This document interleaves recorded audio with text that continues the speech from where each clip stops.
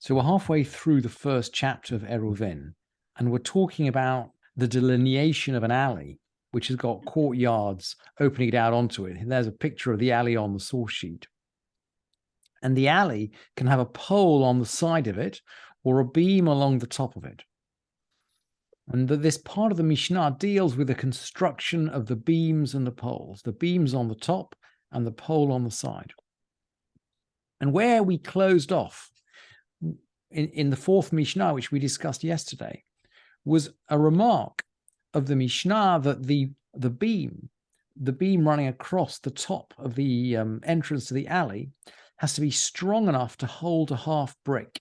And we looked at these pictures of Roman bricks.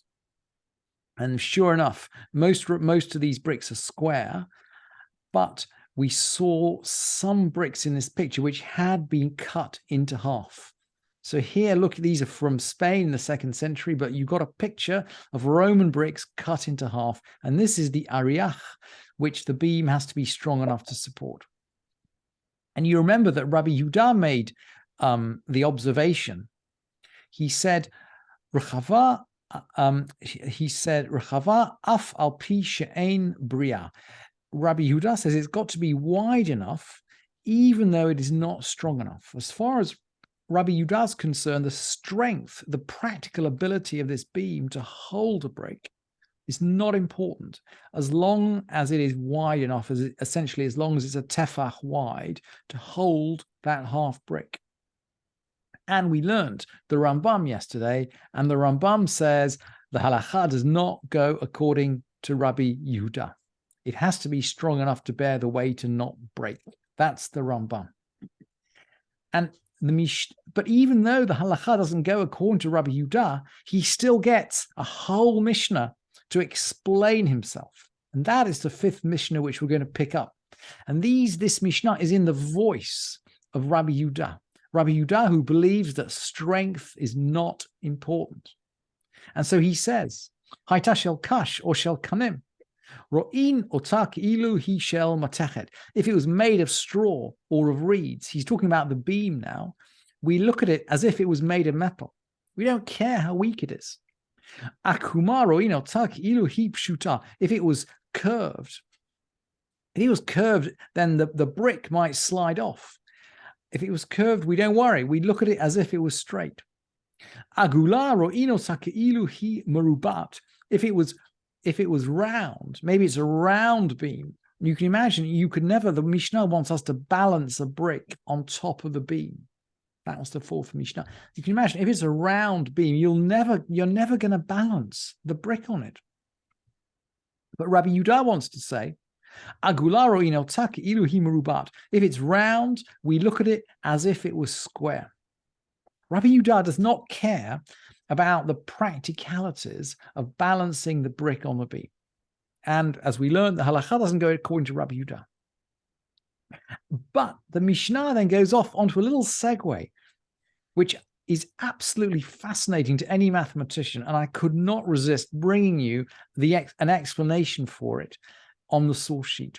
The Mishnah then goes on to say, Kol sheyesh behekefo shlosha tefachim yesh bo rochav tafach. Anything that's got a circumference of 3 hands breadths has got a diameter of 1 hand's breadth. The ratio of diameter to circumference is 3:1. Those are the words of the Mishnah. And the Mishnah, by the way, seems to be referring, or at least knowing, a verse in Melachim Aleph. When we're talking about the construction of the Mishkan, the first temple, we have some giant tank. Vayas hayam mutzak. We got a tank of cast metal. Eser ba'ama misfato ad sfato. 10 cubits from edge to edge, from brim to brim. So it's 10 cubits. 10 cubits in diameter from edge to edge. And then the Tanakh goes on to say, V'kav shloshim ba'ama yasov otas aviv. And a line around it was 30 cubits. So again, in Tanakh, we've got this ratio of 3:1. for the ratio between the diameter of a circle and its circumference. We've got it in Tanakh and we've got it in Mishnah. And this is going to puzzle the Rambam. It's going to puzzle Maimonides, because Maimonides is a rationalist. And he knows, by the way, that pi is approximately 3.1414. I think it's 3.1428. Maybe that's not exact. Pi is an irrational number. We can't compute it exactly. And the Rambam knows that.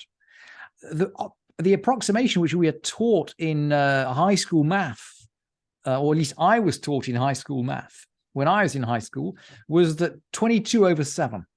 22 over 7 is basically 3 1/7. That's a pretty good approximation for pi. At least that's what we were told. And I wanted to bring you the Rambam on this Mishnah, on our Mishnah, who is puzzled by the fact that if the approximation is 22 over 7, how can the sages of the Mishnah, how can they say it's 3 to 1? It's not 3 to 1. It's 3 1/7 to 1. And it's an irrational number. Here are the words of the Rambam. You should know, he says, Sarich ata ladat. You should know that the ratio of the diameter to the circumference of a circle is not known. Bilti yadua ve'i efshar ledaber alav le'olam b'diuk, and it is impossible to speak about it precisely, as if he knows this is an irrational number. Absolutely fascinating from Maimonides. And then he says, it's not due to a lack of knowledge on our part, as some fools think, but this number can't be known because of its nature. Mitivor, because if its nature can't be known. It's not in its reality to know it, but it can be approximated. And he gives the approximation of 3 1/7, which is 22 over 7. 22 over 7. But then this is the killer point. Because this ratio is not precise, the Rambam knows it's an irrational number. It's only an approximation. For that reason, he says, the rabbis used a more general value. They used a more general value because they knew that pi was an irrational number. And that's why they said, look, any circle with a circumference of 3 has a diameter of 1. And they were all quite happy with that in their calculations. In other words, the rabbis made a much more general approximation, but they did that in the knowledge that the real number was irrational and they couldn't get close to it. So Maimonides, if you like, has reconciled the mathematics of his time, the Arabic mathematicians, with the mathematics of the Talmud. And then the Mishnah, if you'll excuse that digression into mathematics and, of course, into Talmudic knowledge. I mean, the point is that the Rambam won't have the rabbis seen to be inaccurate. The Mishnah then goes on to talk about the post. Remember, we had the beam and the post is at the side. Here's a picture of the post, a blue post on the right-hand side of the alley to mark out the entrance to the alley. And the Mishnah says, L'chaim shamru, the height of the posts they talk about are 10 hands breadths. That's effectively the 10 tfachim, 10 hands is a halachic boundary in the language of the Mishnah.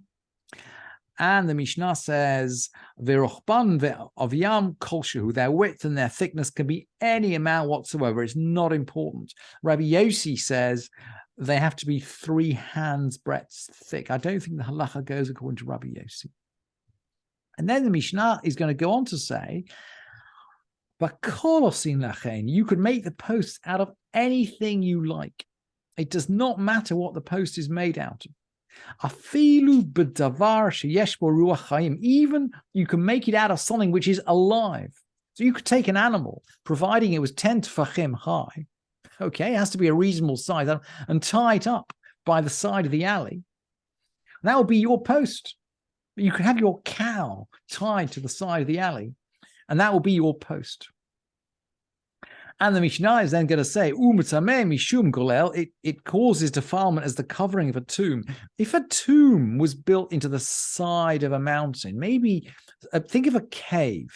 Think of a cave as a side entrance to, an entrance at the side of the mountain. Think of a cave cut into the side of the mountain. So you go into the cave sideways, and the tomb is the cave.